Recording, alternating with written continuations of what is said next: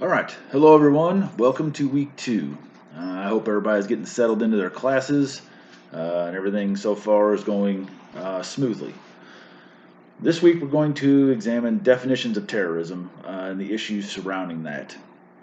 So, for this week, there's a reading out of the textbook, but also two additional readings that are posted in Blackboard. Make sure that you read those other two readings because there will be questions on the exam from those two readings. All right, so last week I asked you to think about how you would define terrorism. So as we discuss this material this week, um, think about your definition of terrorism and what you think constitutes a terrorist. And remember that perspective matters. For example, were the American colonists freedom fighters or were they terrorists? Well, if you were the British, what would you say? Right? We don't ever really think about that, but think about that from the British perspective. Okay, so remember, perspective is really important when you talk about defining terrorism. All right, so one term that you'll oftentimes hear used in conjunction with terrorism and terrorist behavior is hate crimes. Okay, hate crimes refer to bias-motivated crimes. These crimes focus on a particular reason why someone committed a particular crime against a particular member of society. Generally it's because of who they are, right? Um, so when you talk about this line between terrorism and hate crimes, sometimes it gets kind of blurred because sometimes the act is not clearly either a hate crime or an act of terrorism. So this is where definitions become so important, right? Because not all hate crimes are acts of terrorism, and not all terrorism are hate crimes. Okay? It really depends on the specific details from that particular incident and the definitions of the jurisdiction in which it occurred. All right, so with that kind of said, let's kind of get started with a foundational concept to terrorism extremism. I talked about it a little bit last week. Political extremism is the taking of political ideas, to the limits or beyond. Okay, regardless of the repercussions, the impracticalities, arguments with the intention to not only confront but also eliminate opposition to a particular worldview. All those are characteristics of extremism. So it's this combination of not only what a person's beliefs are, but also how they express those beliefs. Okay, so extremism is often a precursor to terrorism, but not always. Not all extremists are terrorists. Okay, for example, in some of my research, I study far right extremist groups, and only a very small percentage of far right extremist groups or far rightists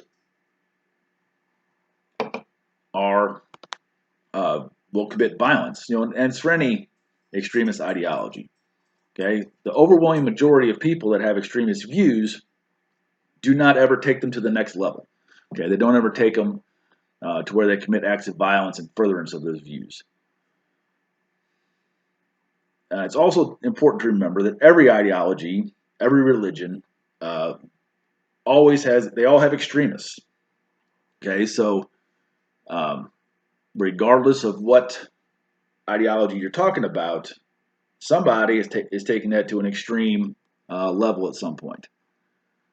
Okay, so while characteristics of individual extremists vary, there are some kind of commonalities that have been identified, regarding extremists. One is intolerance, right? And that's one of the real hallmarks of extremism. Extremism kind of starts with intolerance for other views.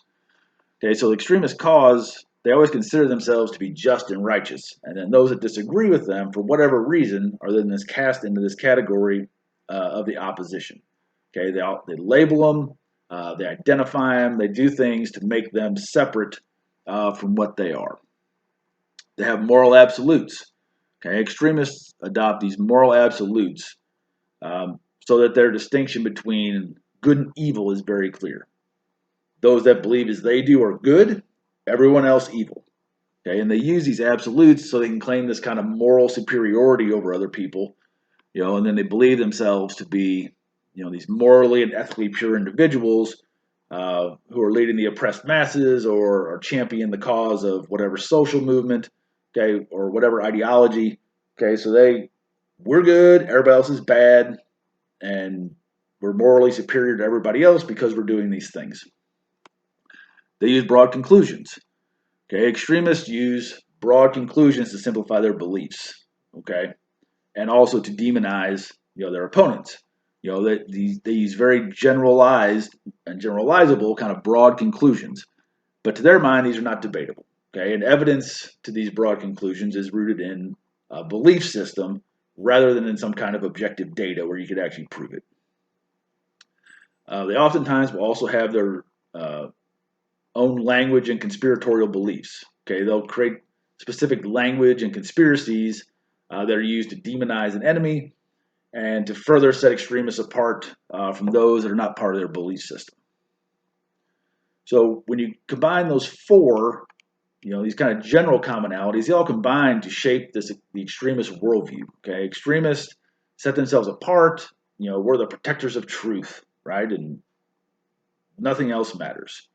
Okay, they also often will find or view themselves, view themselves as being persecuted by secret or mystical forces, and these forces are responsible for calamities across the country or across the world. Okay, so then if you mix in religious beliefs, in addition to these other viewpoints, then you have this struggle that becomes one of very clear good versus evil, but now you're on a supernatural level. Okay, now you've taken it from just the the country level or my town or whatever level. If you mix religious extremism in to these things, then now you've taken it up this whole other level to this kind of supernatural level. Okay, and so regardless of the extremist viewpoint, they create this worldview where it gives them a very clear sense of mission, purpose, and this feeling of righteousness. All right, so that's extremism. All right, so now let's move on to terrorism. Now you ought to already be picking up a little bit about how how something is defined is important. All right, so the definition adopted, be it extremism, terrorism, or hate crime, is really important and has these really important implications. When you start talking about developing policy, because how things are classified is very important, especially if you're talking about counterterrorism efforts. Okay, so if you have events that are terrorism but aren't classified as terrorism, that's a problem. If you have events that aren't classified as terrorism that are terrorism, that's also a problem, right? So definitions and how things are defined is super important when you start talking about policy and counterterrorism efforts. So there's over like 100 definitions of terrorism and probably more. Okay, pretty much anybody who has anything to do with terrorism has pretty much come up with their own definition, of what they think it is. So there's not a lot of consensus, but there is some consensus when you start talking about some real kind of general common elements, definition on terrorism. Okay, so a lot of people aren't agreeing on like the actual definition, but when you talk about just some common elements, generally those can be agreed on. Okay, so here's where one of these new readings is going to be in.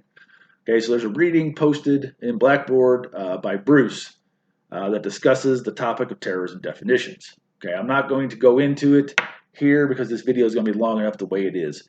But be sure to read it and know the differences among the different groups and their definitions. So in his article, he breaks it up by different types of groups, like the United Nations, law enforcement, governments, and talks about how definitions vary based on the type of groups. Okay, make sure you do that because there's going to be test questions on it. All right, so the first distinction that needs to be made here is another concept. Let me rephrase that. Another concept that oftentimes is spoken in the same sentence as terrorism is guerrilla warfare. Okay, generally speaking, terrorism is not the same as guerrilla warfare. Okay, I'm not going to go into all the details about guerrilla warfare. The main point there is that there's a difference. Okay, but make sure you read that in the book. All right, so as I said, there's like 100 different definitions of terrorism. Governments have definitions, sometimes multiple definitions. Media sources have definitions because, right, uh, CNN may be different from Fox, maybe different from MSNBC or CBS, right? And how they frame something, right, will kind of influence the people that watch their shows.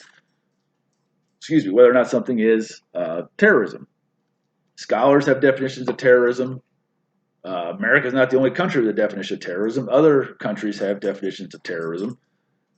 International bodies, come up with definitions of terrorism. So these all have different definitions of terrorism based on their particular perspectives. Okay, so if you start thinking about this, not only just in America, but think about globally. If you're trying to address terrorist issues on a global level, that makes it really hard to coordinate um, and get any kind of coalition, right, or any kind of support going, because countries are going to view things very differently, right? You're going to have some countries that don't think something's a terrorist attack, other countries that do think something's a terrorist attack. Okay, so when you start talking about trying to get people to come together to work on these kinds of issues, um, definitions are super important. Okay, and even in the United States, we've got agencies in the federal government that all have different definitions of terrorism. So that can complicate those agencies working together when it comes to addressing issues related to terrorism.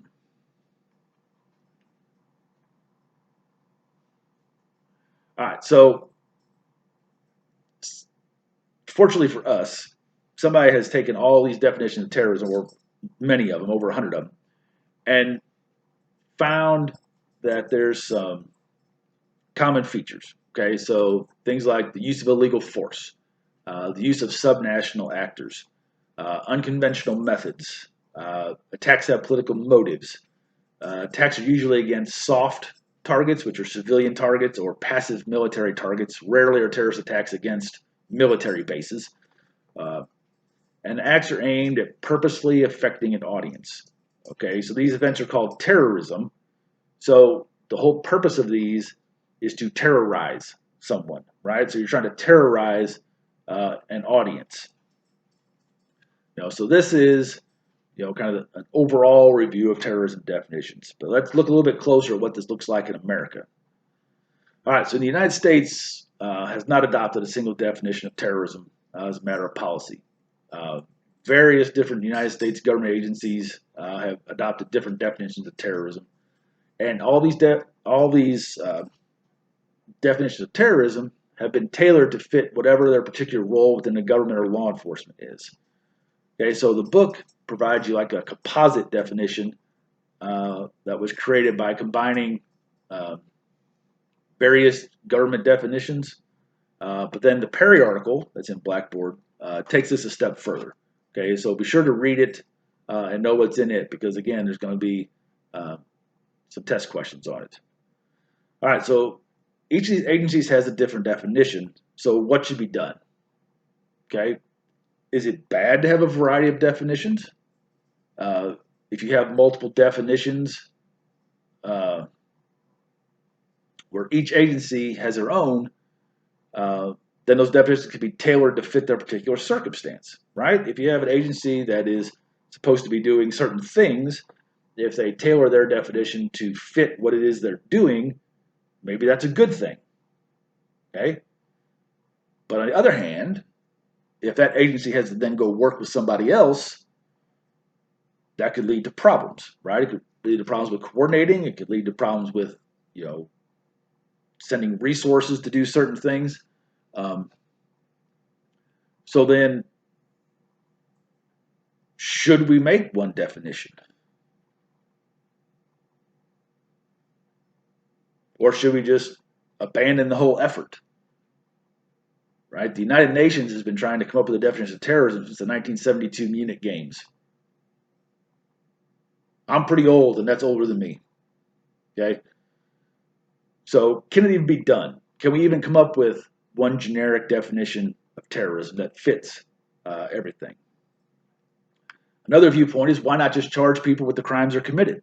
Okay, terrorist attacks are already criminal, right? You blow something up, that's against the law, right? You kill somebody, that's murder. So why not just do that? So that's one side of this argument. We already have laws on the books for that. What difference does it make if it's terrorism or not? If you kill a bunch of people, that's still murder, right? So we're kind of left with, should we do a single definition or should we just abandon it, right? So if we do have a definition, if it could be done, and I'm not saying it could be, that would increase some clarity, okay, between agencies and could help to facilitate coordination and cooperation. But then every agency is then limited to that one definition of terrorism, and you have agencies doing different things. So something to think about, all right? And then, kind of further complicating this whole process is you have multiple terrorist environments. You have state, you have dissident, you have religious, criminal, international, okay? You have all these different terrorist environments. How do those complicate the definition of terrorism? Okay? I'm not going to go into detail with them here. This is just a kind of a quick introduction. Each of these is going to be more in depth later on in the course. All right, so that should be clear so far. Perspective is very important, when it comes to defining terrorism. The book then identifies these 4 perspectives that are useful when you're trying to define terrorism. The first is called 4 quotations. I'm not going to spend a lot of time on this here because this video is getting kind of long already. But be sure to read them and understand those 4 perspectives. Okay, the next perspective is participants in a terrorist environment. Okay, and this is pretty important because depending on your role when a terrorist event occurs, that will influence how you view it. Okay, so you have obviously the terrorist. Okay, and their role perspective, that's pretty obvious what their role is in that. Okay, the next is a supporter. All right, these are the people that provide the supportive environment for the terrorists. And there's certain ways that they do that. Be sure to see what all those are. The next is a victim. Okay, and that role again is pretty clear. You have targets. If you're the target of a terrorist event, that's going to affect your viewpoint, right? And targets are symbolic. So why are they chosen? You have onlookers. These are the people that are kind of this broader audience. And these are the people that terrorists are really looking to influence, right? These onlookers. Sometimes they're directly affected, by actually witnessing the event, but more often they're indirectly affected through the media. And this is where a 24/7 media cycle really comes into play. And we'll get into more of that later down the road too. And then finally, you have the analyst. These are the people that interpret the event and creates perspectives. Okay, they're the ones that label the participants, and even sometimes they're the ones that decide whether or not an event is an act of terror. All right, so think about this role of analyst. Okay, anytime you watch any of the major media outlets, they always have analysts that come on. Think about how often those analysts disagree on things. Okay, each of them is supposed to be an expert in the field. But think about how often they don't agree on what actually is going on in a certain incident. So the role of the analyst is really, really important because it impacts the onlookers, right? If the onlookers are getting their information from the media, then the analyst directly influences how they're going to be viewing the incident. All right, so the third perspective is terrorism or freedom fighting. I already hit on this a little bit. Those committing the acts rarely label themselves as terrorists, right? They don't view themselves as terrorists. Nobody wants to be a terrorist, right? I'm a freedom fighter. And then the fourth perspective is extremism or mainstreamism. Okay, so when you start talking about political violence, is this something that exists on the fringes of society, or is this some kind of rational choice that a self-defined mainstream movement made, right? So read each of those sections and think about those 4 different perspectives. All right, and then the end of the chapter has some stuff about a political violence matrix, and then combatants versus non-combatants, and discriminate versus indiscriminate force. Make sure you read those sections, familiarize yourself with those.